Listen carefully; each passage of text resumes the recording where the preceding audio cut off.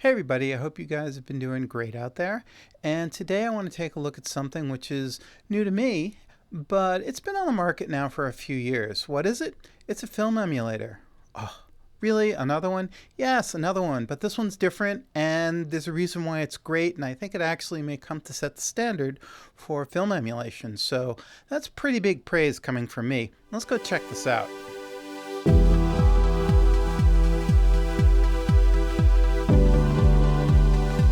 So what's different about Dehancer? Well, let's talk about grain. Film has grain, and of course that's a big part of the look. And other simulators do grain, but one of the issues that I've had with them is they have sometimes the look of being loops. Like maybe there's a QuickTime movie a couple seconds long and they're just replaying this and laying it on top or something. Don't quote me, I don't want to stick myself out too far on this one, but regardless of how it's being done, they look looped. Dehancer instead generates the grain algorithmically, so it's always different. In fact, if you make even a small adjustment on the controls, you'll see the grain change. So this is great. You're not going to see a pattern. Now, you might not notice this so much against a very detailed thing, but if you shot somebody, say a talking head against a plain background, you start to see that pattern.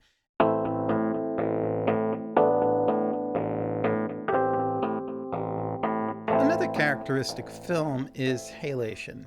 And I'm not going to get into the long technical explanation of it because there's some really great videos out there that do explain it. So halation is essentially this sort of red glowing artifact that you'll most typically see around bright light points in an image. You have the ability to really simulate something from a very small negative to a very large one, and you can adjust this to taste. This is something that the other film simulations don't do. So this is a really great feature.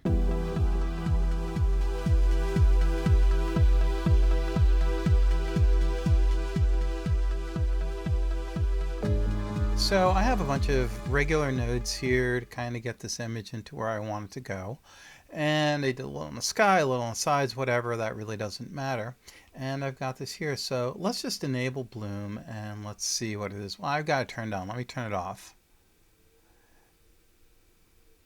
And if you look, you see that into areas like along the shadows here, it's kind of giving it a flare effect, which is cool.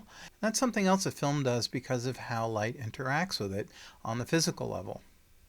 So as I kind of mentioned before, if we take a quick scroll through here, we've got a bunch of presets, and looking at Bloom, we have a bunch of presets here, so I can just quickly flip through them to see if any one of these will give me out of the box what I like. And essentially you could think of saying like 65, 75 millimeters is the biggest negative. So it's going to sort of minimize the effect because your negative is larger. While if you go down to 8 millimeter, it's going to get bigger. And just for example, if I want to grain down here, 258 millimeter, big giant chunky grain. If I come back up to 35 millimeter 50, it's pretty fine. So we'll just leave that there. Let's go back to Bloom.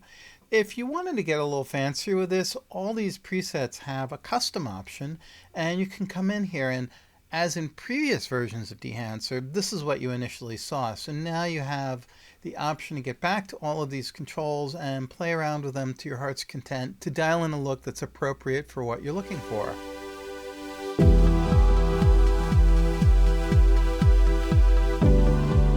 Something else that I like about Dehancer is the sheer number of film simulations that they have. They've got a lot of them. They have vintage color films like AGFA. They have some creative lomography and weird film early color process emulations, and they're all cool. I mean, not everything has to be perfect, right? I mean, that's the whole idea of using a film simulation, is to make it imperfect, to have a stylized look.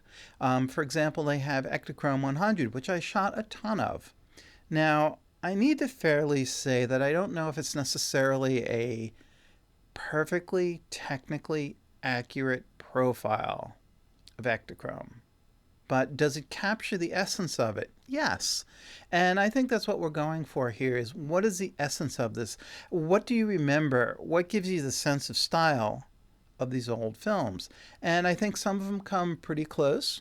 I think some of them are a bit more interpretive, but they're all still good. And you've got lots of options. So even if one isn't quite dead on to what you expected, you can still go and try another one, or you can take the preset and start playing with it from there. Maybe you want to take a little more contrast or gamma, adjust it up or down, play with the saturation. You can always, of course, on a color node, go in and make a little bit more color adjustment on it, sometimes sort of like doubling up on the adjustment of the look. So there's a lot of options here. And then once you've got that basic look dialed in, you can, of course, either apply this across the entire timeline or kind of what I did. You can paste it on as the final node.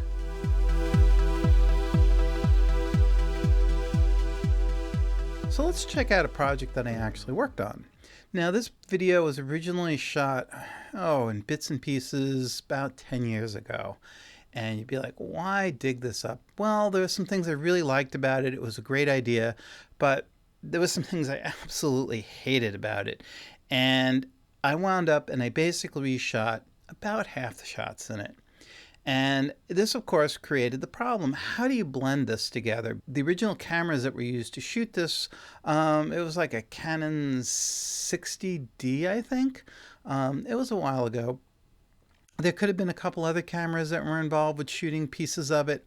I don't remember because it was a long time ago. Now, of course, shooting with a modern Fuji camera, it looked way better than the original shots that were in here.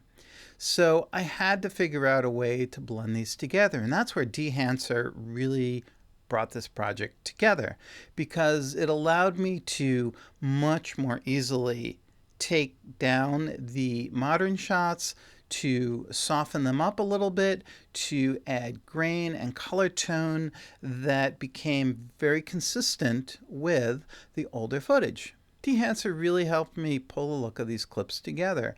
It takes edge contrast down. It's kind of like an edge detect and blur.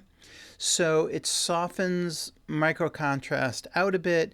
It softens out hard edges in the image a bit, basically taking that over-sharpened video look down. Makes it much more, as the word people like to say, organic. Overall, it allowed me to adjust the new modern images to better match in with those older and somewhat softer images taken 10 years ago.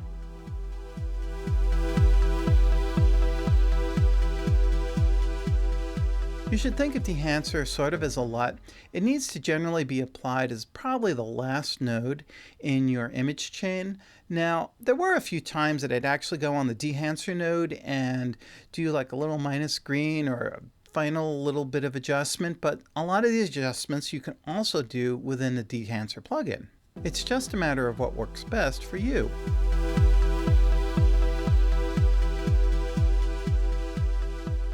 The developers behind Dehancer have been turning out updates on a very regular basis. They've been really developing the product at a pretty fast pace. They've been improving the interface, the presets, and especially the performance. And they're listening to user feedback. So there's been a bunch of changes in the product that I really like. I think what these folks at Dehancer have done is truly a great, amazing product that really sets a new standard for film simulation. So for those of you who are interested in Dehancer, I have a discount code below. I also receive a tiny commission. Thank you, because YouTube doesn't pay the bills. And if you want it, go ahead. It would be greatly appreciated if you use the code and save yourself a couple dollars.